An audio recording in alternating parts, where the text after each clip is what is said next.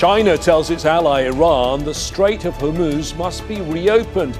International leaders have been visiting Beijing almost daily, underlining its importance in the crisis. So what's the impact of the Iran war on? ወዲህ የዓለም ቁጥር አንድ ሀገር ኢራንን በኢኮኖሚ ለማድቀቅ በዲፕሎማሲም ያላትን ቅቡልነት ለመንጠቅ ቀን ከሌት ትደክማለች። እናም ነዳጅ ጣቢያዎቿን ታወድማለች፣ የነዳጅ መርከቦቿን ታጋያለች። ወዲህ የዓለም ቁጥር ሁለት ሀገር ነዳጇን እየገዛች ኢኮኖሚዋን ታደረጃለች፣ ጦር ሰራዊቷም እንዳይዝል ታደርጋለች። እያወራን ያለነው ቻይናና አሜሪካ በኢራን ውስጥ ስለሚተገብሩት ፖሊሲ ነው። በዚያ ሆርሙዝ ይሉትን የባህር ኬላ ሾልከው ከሚሄዱ መርከቦች ውስጥ ቁጥራቸው የበዛው መዳረሻቸው ቻይና ነው። ኢራን ከምታመርችው ድፍድፍ ነዳጅ ውስጥ 90% ለማን ነው የምትሸጪው ብትባል ያለማወላወል መልሷ ለቻይና ነው የሚል ነው። ይህንን ደግሞ አሜሪካ አሳምራና ቆጥራ ታውቃለች። በዚያ ከፋርስ ባህር ወዲያ ባሉት ሀገራት ነዳጅ ላይ ጥገኝነትን ያደረገው የዓለማችን ሁለተኛ ግዙፍ ኢኮኖሚ ያለ የቻይና ነው። ያንን አካባቢ ወደ ውጥረትና ወደ ጦርነት የከተተው የዓለማችን ቁጥር አንድ ሀገር ደግሞ በዚያ ማዶ አለ አሜሪካ ነው። የዓለማችን ሁለተኛው ግዙፍ ኢኮኖሚ የሚባልለት የቻይና ምጣኔ ሀብት ከሚያስፈልገው ነዳጅ 33% የሚያስገባው ከመካከለኛው ምስራቅ ነው። አሁን የመካከለኛው ምስራቅ ኢኮኖሚ መሐላ ገዳው ተመቶ ሆድ ብሶታል። ወዲህ ደግሞ ሩሲያ አለች። ከአሜሪካ ቀጥሎ ግዙፍ ወታደራዊ አቅም ያላት ምድር አውሮፓንና አሜሪካን ላለፉት 3 ዓመታት ገትራ የተዋጋች ሞስኮ የቴህራን ወዳጅ ነች። እነዚህ የጋራ ተጎጂነት፣ ጸረ ምዕራባዊነት ያጋመዳቸው፣ የጋራ ጠላትነት ያወዳጃቸው ሩሲያና ኢራን በዚህ የአሜሪካ ዘመቻ ወቅትም የተተወ ወዳጅነት አልታየባቸውም። ለአብነት የተባበሩት መንግስታት የጸጥታው ምክር ቤት ከሳምንት በፊት ሆርሙዝ ይከፈት የሚል ውሳኔ ሐሳብ ሲያመጣ የአሜሪካን ድምፅ ሽራ ውድቅ ያደረገችው ሩሲያ ነች። ለምን የሚለው ጥያቄ አስገራሚ ምላሽ አለው። ለምን የሚለው ጥያቄ ምላሹ አስገራሚ ብቻ አይደለም፣ ከወዳጅ የሚጠበቅ የሚደረግ ነው ወይ የሚልንም ሌላ ጥያቄ ይወልዳል። ሞስኮቭና ቤጂንግ 2 ወራትን በተጠጋው ጸረ ኢራን ጦርነት ከቴህራን ጎን ስለመሰለፋቸው ውስጡን ሲነገር ቆይቷል። የአሜሪካ የደህንነት ተቋማት እኛ የገጠምነው የኢራንን እስላማዊ ጦር ብቻ አይደለም፣ ከጀርባ ፑቲንና ሺ ያሉ ሲሉ ቢከርሙም ፕሬዚዳንት ትራምፕ ያለ ልማዳቸው ስማቸውን ለመጥራት ሲቸገሩ ታይተዋል። በደፈናው ከኢራን ጋር የወገኑ ሀገራትን ይህ ቀን ይለፍና በታሪፍ ጅራፌ እገርፋችኋለሁ ብለው ከመዛት ውጪ እንትናና ከሌ ብለው ዝርዝር ውስጥ አልገቡም። ትናንት ከሰዓት በኋላ ደግሞ የአሜሪካ መገናኛ ብዙሃን አንድ ከቻይና የተነሳ መርከብ ኢራን ደረሰ፣ በምድረ ፋርስም ሲደርስ የጦር መሳሪያዎችን ጭኖ ነበር ብለው ከዘገቡ በኋላ ዶናልድ ትራምፕ በሲኤንቢሲ በኩል መጡ። እኒያ የሚጠሉትን ለመግለጽ ቃላት የማይቸግራቸው ፕሬዝዳንት ልክ ነው። ሰኞ ዕለት አንዳንድ ነገሮችን የያዘች መርከብ በቁጥጥር ስር አውለናል። በእውነቱ ደስ የሚል ነገር አይደለም። ምናልባት ከቻይና የተላከ ስጦታ ሳይሆን አይቀርም፣ አላውቅም፣ ግን ትንሽ ገርሞኛል በማለት አድበስብሰውታል። ጥያቄው እንዲህ የሚል ነው። አሜሪካ ከምትዋጋት ኢራን ጀርባ ያሉ ደግሞም የደጀን ያህል ሆነው የቆሙላትን ቻይናንና ሩሲያን ሺጂንፒንግንና ፑቲንን ስለምን ዝም አለቻቸው? እኒያ የእንግሊዙን ጠቅላይ ሚኒስትር የዊንስተን ቸርችልን ወኔ ያልታደለ እያሉ የሚያጣጥሉ፣ የፈረንሳዩን ፕሬዚዳንት ሚስቱ የምታጮለው ገመምተኛ የሚሉ፣ የጣሊያኗን ጠቅላይ ሚኒስትር እሷስ እንዳሰብኩት አይደለችም ልፍስፍስ ቢጤናት እያሉ የሚሞልጩት ፕሬዚዳንት ትራምፕ ለሁለቱ አቻዎቻቸው ሺና ፑቲን ስለምን ቅጽል አጡ? ደግሞስ ራሳቸው ፕሬዚዳንት ትራምፕ ወደ ቻይና ሊጓዙ ነው መባሉ ለምን የሚለው ጉዳይ ላይ እንድንቆይ ጋብዘናል። የዚህ ዝግጅት ትኩረት እነዚህን ጥያቄዎች መነሻ ያደርጋል። በእርግጥ ቻይናና ሩሲያ 2 ወራትን ሊደፍን ቀናት በቀረው የኢራን ጦርነት ወቅት ሚናቸው ምን ሆኖ ሰነበተ? የኢራን ነዳጅ ላይ ጥገኛ የሆነው የቻይና ኢኮኖሚስ ምን በልቶ ከረመ? ከምትጠቀመው ነዳጅ 33% በሆርሙዝ በኩል የሚቀርብላት ቻይና ተዘግቶ የነበረውን የባህር መስመር ለማስከፈት በጸጥታው ምክር ቤት የቀረበውን የውሳኔ ሐሳብ ለምን ውድቅ አደረገችው? ይህ በደፈናው ሲታይ ራስ ላይ መተኮስ ይመስላል። ምክንያቷ ግን ለየት ይላል። የሩሲያ ደግሞ በጣም ለየት ይላል። የነገሩን ዝርዝር እንመለከት ዘንድ ደቂቃዎችን እንቆይ።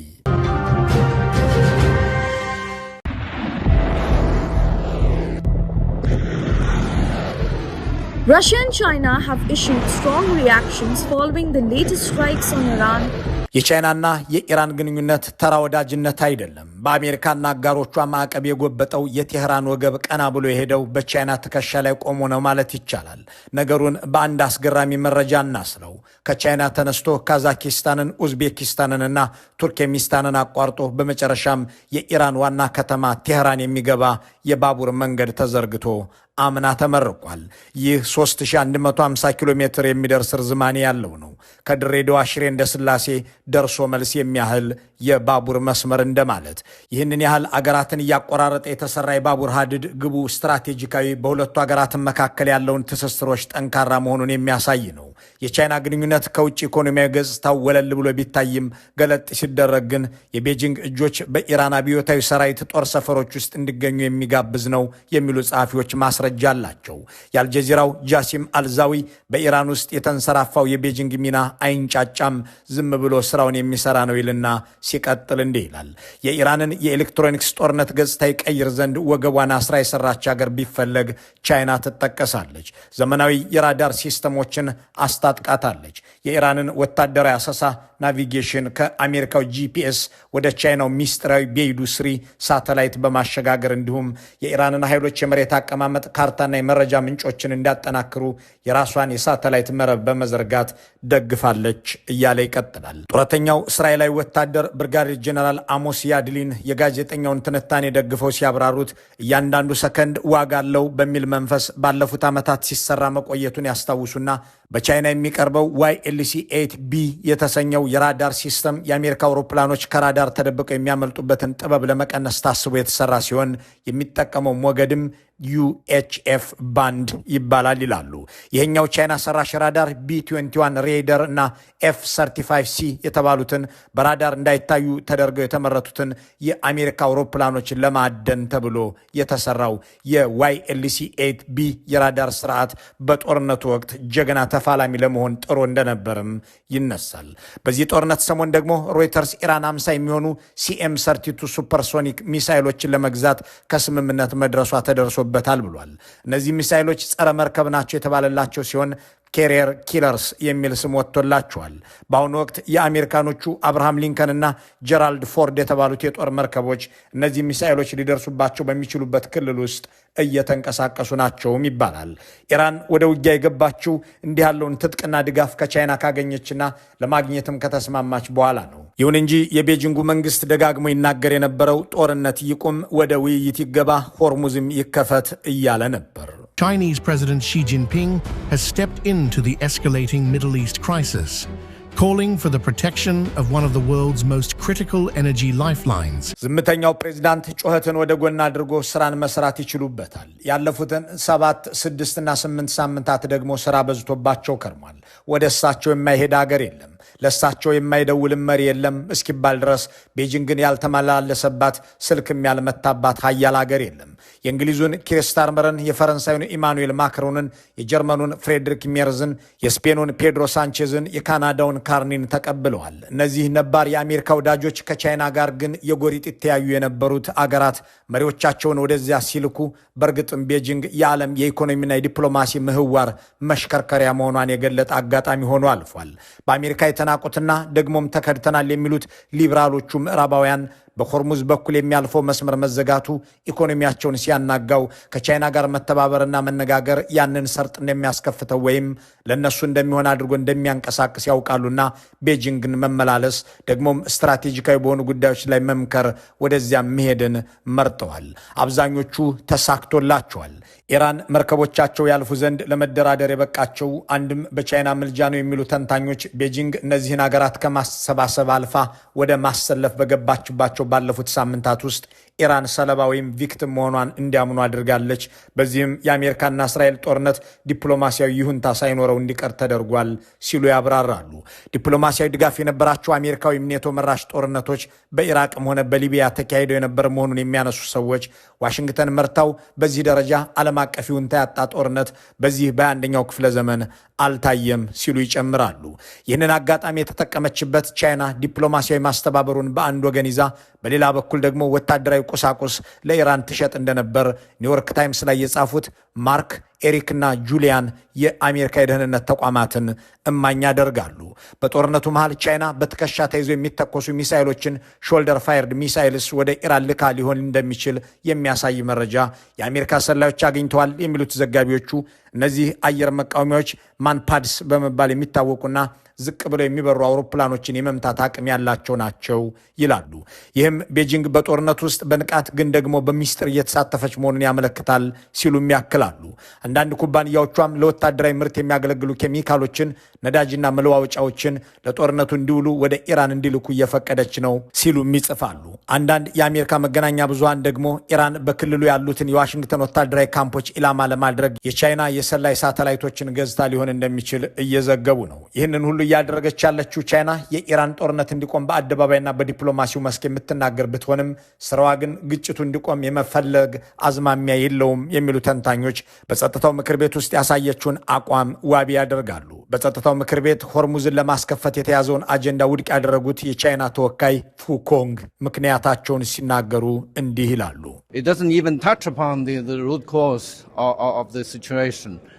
ይህ ሐሳብ የሁኔታውን ስር ነቀል መንስኤ አይነካም። ከዚያም በላይ በጣም ሚዛኑን ባልጠበቀ አኳኋን ኢራንን ብቻ የሚከስ ነው። ጊዜው በጣም መጥፎ መሆኑን አጽንኦት መስጠት እፈልጋለሁ። የአሜሪካ ፕሬዚዳንት ያሉትን ሁላችንም ሰምተነዋል።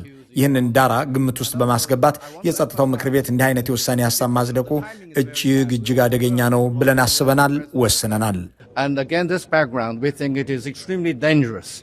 ቻይና ሆርሙዝ የህይወት መስመሯ ከሆነ ለምን እንዲከፈት በቀረበው የውሳኔ ሐሳብ ላይ ተቃውሞን አሰማች የሚለውን ጥያቄ ለመመለስ የሚሞክረው የአምባሳደሩ ማብራሪያ ባጭሩ በአሜሪካ የቀረበ አጀንዳ ሁሉ ለእኛ አይጠቅምም ከሚል ድምዳሜ የተነሳ ይመስላል። ተንታኞች ግን አሜሪካ በጦርነት ውስጥ ተዘፍቃ እንድትቆይ ሲደረግ ተቀናቃኝነቷ ይዳከማል የሚል ስሌት ከቤጂንግ በኩል አለ ይላሉ። ይህ አሜሪካን በጦርነት ውስጥ ማሰንበት የሚለው ፖሊሲ የሞስኮቭም ነው የሚሉ አስተያየት ሰጪዎች ደግሞ ዋሽንግተን ፊቷን ወደ ምስራቅ አውሮፓ እንዳትመልስ ለማድረግ ይረዳት ዘንድ ሩሲያ የኢራንን ጦርነት እንዲቀጥል አብዝታ ብትፈልግ ልክ ነች ይላሉ። ለዚህም ለቴህራኑ አገዛዝ ድጋፍን ታደርጋለች፣ ታባብሳለች። የቀድሞው የሲአይኤ መኮንን ብሩስ ራይደል ያለ ሩሲያ የስለላ መስመር የአሜሪካንና የእስራኤልን አቅሞች የማወቅ ስራን ኢራን ብቻዋን ልታሳካው አትችል የሚሉና ቴህራን ያሏት ወታደራዊ ቅኝት ሳተላይቶች ቁጥራቸው ውስን ነው። ይህም በሰፊ የውሃ አካል ላይ በፍጥነት የሚንቀሳቀሱ የባህር ኃይሎችን ለመከታተል በፍጹም በቂ አይደለም። ይህንን ጉድለት የሞላቸው በሩሲያ አቅም ነው ይላሉ። በተለይም በሰማይ ላይ ጥብቅ ክትትል ለማድረግ ያስችላል የሚባልለትን የካኖፐስ ቪ ሳተላይት ካያም ብላ ሰይማ ለኢራን ሸጠዋለች የሚሉት የቀድሞው ሹም ለቴህራን የ24 ሰዓት የኦፕቲካልና የራዳር ምስሎችን ያቀርባል ይላሉ። ለኢራን ይህ ወታደራዊ አቅሟን ማሟያ ብቻ አይደለም፣ ይልቁንም ለታለመና ለተሰላ ጥቃት በእሳቸው አፍ ፕሪሲሽን ስትራይክ ዶክትሪን እንደ የነርቭ ስርዓት የሚያገለግል መሰረታዊ ትጥቅ ነው። ይህ መሳሪያ ያስገኘው የሳተላይት መረጃ ኩዌት ውስጥ የሚገኙን የአሜሪካ ይዞታዎች በትክክል እንዲመታ አስችሏል ይሉና እነዚህ ተቋማት ደግሞ አቅጣጫ መጠቆሚያና መገኛ ነጥቦቻቸውን በማንኛውም የህዝብ ካርታ ላይ የማይገኙ ምስጢራዊ ቦታዎች ናቸው ይላሉ። እናም የመረጃው ምንጭ ከየት እንደመጣ ለማወቅ ብዙም አዳጋች አይደለም በማለት የዚህ ተግባር ተባባሪ ሩሲያ መሆኗን በአጽንኦት ይገልጹታል። ሩሲያ ለኢራን የምታደርገው ድጋፍ አሜሪካ በዩክሬን ጦርነት ላይ ያላትን ትኩረት እንድታነሳ ለማድረግ አሜሪካና አውሮፓንም ለማቃቃር ያገለግላል ብላ ከማሰቧ በተጨማሪ ኢኮኖሚያዊ ጠቀሜታም እያገኘችበት እንደሆነ የሚጽፉ ታዛቢዎች የሆርሙዝ መዘጋት የሞስኮን የባንክ አካውንት አሳድጎታል ይላሉ። ኢራን ሆርሙዝን ስትዘጋው ሩሲያ ለዓለም ገበያ የምታቀርበው ነዳጅ ዋጋው ጨምሮላታል። ይህም በቀን $150 ሚሊዮን ከወትሮ ይላቅ ገንዘብ በወር $8.5 ቢሊዮን ትርፍ እንድትዝቅ አድርጓታል የሚለውን ያስነበበው የካርኒጌ ኢንዶመንት በባህር መስመሩ መዘጋት ምክንያት ነዳጅ ሲወደድና የዓለም ገበያ ሲዛባ አሜሪካ በሩሲያ ላይ ጥላው የነበረውን ማዕቀብ በጊዜያዊነት ማንሳቷ ለፑቲን አስተዳደር ጮቤ የሚያስረግጥ ነበር ይላል። እናም ይህ የአሜሪካ የኢራን ወረራ ጦርነቱ ተጠቃሚ ያደረጋት ሩሲያ በዩክሬን ግጭት ውስጥ የነበረው የአሜሪካ እጅ እንደገና በጥልቀትና በፍጥነት እንዳይመለስ ነገር የሚመላለሱት ብራስልስና ዋሽንግተን ጸባቸው እየተካረረ ይሄድ ዘንድ ኢራንና እነ ሳውዲን ተክቶ ገበያ ላይ ያለው የሩሲያ ነዳጅም አሁንም እየተሸመተ ይቀጥል ዘንድ የአሜሪካ እስራኤልና ኢራን ጦርነት እንዳይቋረጥ ትመኛለች። ለዚያም ይመስላል በጸጥታው ምክር ቤት ውስጥ ልክ እንደ ቻይና የውሳኔ ሐሳቡን የተቃወመችው። ቻይናና ሩሲያ ተጠቃሚ የሆኑበት የኢራን ጦርነት የጋራ አጀንዳቸው ሆኖ ሲመካከሩም ሚኒስትሩ ሰርጌይ ላቭሮቭ ከሞስኮቭ ቤጂንግ ባረዋል። ላቭሮቭ ቤጂንግ ሄደው የአገራት ሉዓላዊነት ይከበር፣ ጦርነት ቆሞ ወደ ድርድር ቢገባ እኛ ስራውን ለመስራት ዝግጁ ነን የሚሉትን የተለመዱ የዲፕሎማቶች ቃላት ተናግረዋል። አገራቸው በኢራን ጦርነት ምክንያት ነዳጅ ሸጣ ቢሊዮን ዶላሮችን ስትዝቅና ማዕቀቡም ሲላላላት ያገኙትን ከሰማይ የወረደ የሚመስል መና ማጣት የማይሹት ላቭሮቭ እና አሜሪካን በተለመዱት መራር ገለጻዎቻቸው ሲያወግዟቸው አልተደመጡም። ኢራንን በማስታጠቅ ነዳጇንም በመሸመት የከረመችው ቤጂንግ ደግሞ ከጦርነቱ በፊት 1.3 ቢሊዮን በርሜል ነዳጅ አከማችታ ስለነበር ደግሞም በሆርሙዝ መዘጋት ወቅት ወደ ቻይና የሚጓዙ መርከቦች ያን ያህልም እንቅፋት ስላልገጠማቸው አልጎደለባትም የሚሉ ሰዎች የፕሬዝዳንት ሺ መንግስት ይህንን ነዳጅ ወስዶ የሚከፍለው ጥሬ ገንዘብ ብቻ አልነበረም ይላሉ። ለሞደርን ዲፕሎማሲ የጻፈችው ናዲያ ሄልሜ ለኢራን አብዮታዊ ጦር የሚሆኑ ትጥቆችንም በማቅረብ ነዳጅና ጠመንጃ ልውውጥ ይደረግባቸዋል ስትል ታክላለች። የለም ቻይና ነገሩን በገለልተኛነት ስትመለከተው የሰነበተች ነች የሚሉ አስተያየት ሰጪዎች ደግሞ በኢራን ጦርነት ላይ ሚና አልነበራትም፣ ከአሜሪካ ጋር መጋጨት እንደ ታይዋን ላሉ የውስጥ አጀንዳዎቿ የውጭ ኃይልን ሊጋብዝባት ስለሚችል ተጠንቅቃ ይዘዋለች ይላሉ። እንዳም ሆኖ ከዚህ የሰፋ መላምት ማስረጃ ቀርበው አልሞገቱበትም። ጥያቄው ፕሬዚዳንት ትራምፕ ይህንን ሁሉ እያወቁ ደግሞም የአገራቸው የደህንነት ተቋማትም እየነገሯቸው ስለምን ከረር ያለ ቃል እንኳን ሳይወጣቸው ቀረ የሚለው ነው። ለዚህ ምላሽ የጻፈው ዋሽንግተን ፖስት ምክንያቶች ናቸው ያላቸውን ጉዳዮች ዘርዝሯል። በዚህም ከሁለቱም ሀገራት ጋር የንግድ ድርድር የማድረግ እድል አለ ብለው የሚያምኑ በመሆናቸው ሁለተኛና ሶስተኛ ወታደራዊ አቅም ካላቸው የዓለም ሀያላን ጋር በመጋጨት ሌላ የውጊያ ግንባር ላለመክፈት ነገር ተባብሶ ለኢራን የሚደርስ ተጨማሪና ብዙ ጦር መሳሪያ እንዳይኖር ለመግታት እሳቸውም ከቻይናና ሩሲያ መሪዎች ጋር መልካም ወዳጅነት ያላቸው ሰው መስሎ ለመታየት የኢራን ገዢዎች ቤጂንግና ሞስኮቭ ላይ ያላቸውን አሜኔታ እንዲቀንሱ ለማድረግ ወዘተ እያለ ይዘረዝረዋል። ቻይናን ለመወንጀል ሺ ጂንፒንግን ለማውገዝ የረባ ኃይለ ቃል የማይወጣቸው ፕሬዚዳንት ትራምፕ በሚቀጥለው ወር ወደ ቤጂንግ ሊበሩ መሆኑም ታውቋል። በባለፈው መጋቢት ይደረጋል ተብሎ የነበረው የቻይናና የአሜሪካ ፕሬዚዳንቶች ውይይትም በሚቀጥለው ወር አጋማሽ እንዲሆን ምክንያት ሆኖ የቀረበው የኢራን ጦርነት መጀመር ነበር። ይህ ታሪካዊ ይሆናል የተባለለት ጉዞ ውይይት የሚያደርገው በምን ነጥብ ላይ ነው የሚለውን ጉዳይ ይፋ ያደረገው ዋይት ሀውስ ከአጀንዳዎቹ መካከል ወታደራዊ ግንኙነት ይነሳል ብሏል። ወታደራዊ ግንኙነት ሲባልም ወታደራዊ ትብብር ነው ብሏል። አሜሪካና ቻይና ወታደራዊ ትብብር ሲያደርጉ የሚታዩበት ዓለም። መልካም ሁሉ በመመኘት በዚሁ እንሰናበታለን።